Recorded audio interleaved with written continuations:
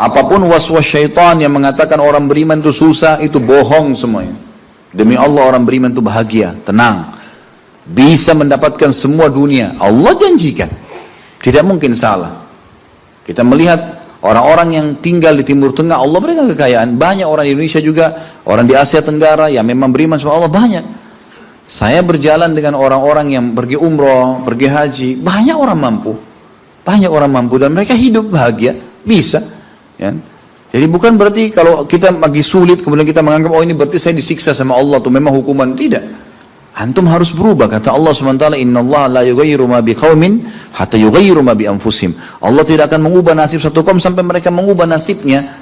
Maksud daripada ayat ini adalah, kata sebagian ulama, kalau seseorang muslim dia memohon, merengek, mengadu sama Tuhannya dan meminta apapun sampai dia minta menjadi seorang raja dunia, akan dikabulkan oleh Allah asal dia mau mengubah dirinya. Lalu Allah akan bukakan kepadanya peluang-peluang untuk mencapai apa yang sedang dia minta itu. Dan Allah sebaliknya akan mencukupkan kebutuhan seorang hamba kalau dia mengatakan cukuplah saya begini. Misal ada orang bekerja, dia dikasih sama Allah gaji, dia dapat gaji 2 juta, dimudahkan dia diterima kerja seterusnya. Lalu dia mengatakan cukuplah seperti ini. Keluarga saya biayai 1,5 juta sudah cukup, alhamdulillah, udah nggak masalah. Allah cukupkan dia dengan itu. Tapi kalau ada orang tamak dengan rahmat Allah, enggak, saya mau begini, saya mau begitu, saya mau berusaha, lalu merengek minta kepada Allah, Allah akan kasih. Tapi prosesnya ada, karena kita di dunia ada proses. Makanya Umar bin Abdul Aziz rahimahullah mengatakan, sungguh saya ini memiliki pribadi yang tumuh. Tumuh itu orang yang selalu antusias mendapatkan yang terbaik. Beliau waktu jadi masyarakat biasa, beliau minta kepada Allah agar menjadi gubernur Madinah. Dan beliau mengatakan terus saya menggencot doa itu setiap malam sampai Allah kabulkan saya jadi gubernur Madinah. Gitu kan? Kemudian setelah itu saya memiliki antusias yang lebih besar untuk menjadi khalifah. Dan terus saya berdoa sampai Allah nobatkan jadi khalifah. Padahal Umar bin Abdul Aziz tidak bisa jadi khalifah pada saat itu kalau sesuai dengan jalur keturunan. Semestinya ada orang lain. Dia memang keturunan Bani Umayyah, tapi bukan dia semestinya pada saat itu menggantikan khalifah. Tapi subhanallah sebelum meninggal khalifah sebelumnya menulis surat bahwasanya yang datang setelah saya adalah Umar bin Abdul Aziz, padahal bukan dia. Makanya setelah Umar bin Abdul Aziz meninggal kembali kepada keturunan raja yang pertama. Tapi Allah selipkan dia menjadi khalifah di situ. Dan dia mengatakan saya mendapatkan semua apa yang saya inginkan dengan tumuh saya, dengan antusias saya yang besar, dan saya mohon kepada Tuhan saya sampai Allah kasih. Jadi Allah kasih teman-teman sekalian. Tapi bagaimana kedekatan antum kepada Allah subhanahu wa ta'ala? Bagaimana kita merengeknya dengan Allah? Bagaimana kita memohonnya dengan Allah? Tidak ada yang mustahil.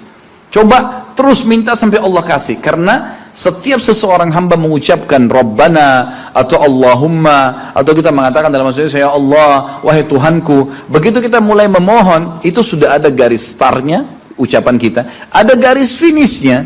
Tinggal antum sabar sampai garis finish enggak? Banyak orang berdoa baru pertengahan sudah berhenti dengan alasan Allah belum kasih. Allah mau lihat ini orang benar nggak, serius nggak. Sama rasionalnya gini, kalau kita kuliah, begitu kita sudah daftar kuliah, sudah ada kan prediksi kita 4 tahun tamat S1 kan? Oh iya, semester 1, semester 2, semester 3, sampai semester 8 misalnya. Ini yang saya tahu pada saat kami S1 di Madinah begitu ya. 1 tahun 2 semester, 1, 2. Tahun kedua, 2, 3, dan 4. Sampai semester 8 selesai S1. Baik, kita begitu daftar, pertama sudah tahu. Saya akan kuliah 4 tahun nih. Kalau saya lulus, selama 4 tahun saya akan lulus menjadi S1. Kita sudah tahu kan. Kalau ada orang baru tingkat 2 sudah berhenti kuliah, dia sendiri berhenti. Itu sama rasionalnya orang kalau berdoa tuh. Kalau merengek sama Allah. Sabar sampai titik klimaksnya. Kita akan dapat ijazahnya, kita akan dapat apa yang kita inginkan. Gitu kan? Tapi kalau orang terburu-buru, tergesa-gesa, dia tidak dapat. Jadi selalu tamak terhadap rahmat Allah. Dan itu bagian daripada ibadah. Allah SWT menyuruh kita tamak dengan rahmatnya. Ya. Kita disuruh berdoa dengan khaufan wa tama'a. Khauf, takut dengan azabnya Allah, jangan masuk neraka, dan tamak terhadap rahmat Allah. Minta terus agar Allah SWT memberikan kepada kita rahmat yang luas, ditambah, diberikan karunia. Antusias teman-teman sekalian. Orang mukmin itu selalu optimis.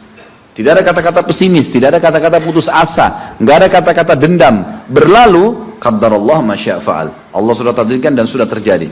Kata Nabi SAW, kalau terjadi sesuatu pada kalian, katakan Allah sudah takdirkan, sudah terjadi. Buka lembaran baru, jalan sekarang, gitu kan? Sampai kata Nabi SAW yang memotivasi kita, kalau di tangan seseorang di antara kalian sebuah bibit, dan dia tahu, bibit pohon, dan dia tahu besok kiamat, tetap dia tancapkan. Tetap dia tancapkan. Sebagian ulama salaf dulu, mereka menanam pohon-pohon teman-teman sekalian, pohon-pohon yang umurnya lama, seperti kelapa, ya. Tapi di sana mungkin mereka menanam pada saat itu kurma. Kurma lama tumbuhnya, gitu kan. Mereka tanam. Sampai pada saat itu ada beberapa sahabat menanam pohon-pohon kurma yang masih kecil. Mereka di umur pada saat itu sampai alis mereka sudah putih dan turun menutupi matanya, saking tuanya, 80-90 tahun. Ditanya oleh murid-muridnya, kenapa anda masih menanam seperti ini, di umur seperti ini, gitu kan.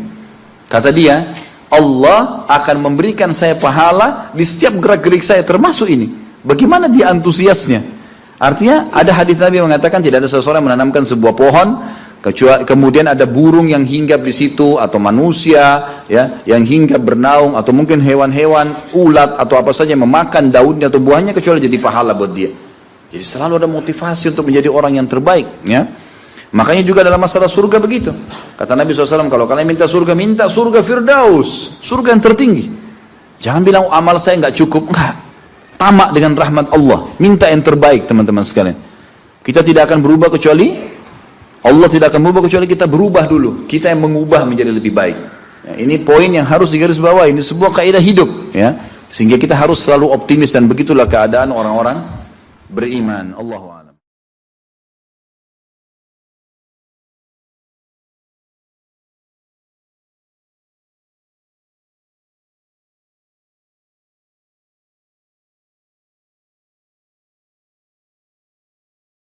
Sebuah pohon kecuali kemudian ada burung yang hinggap di situ, atau manusia ya yang hinggap bernaung, atau mungkin hewan-hewan ulat atau apa saja yang memakan daunnya atau buahnya, kecuali jadi pahala buat dia.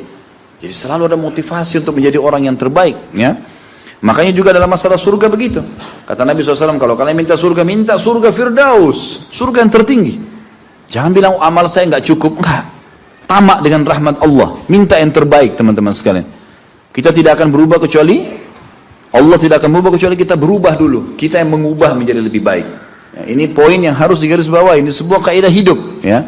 Sehingga kita harus selalu optimis, dan begitulah keadaan orang-orang beriman. Allahu a'lam.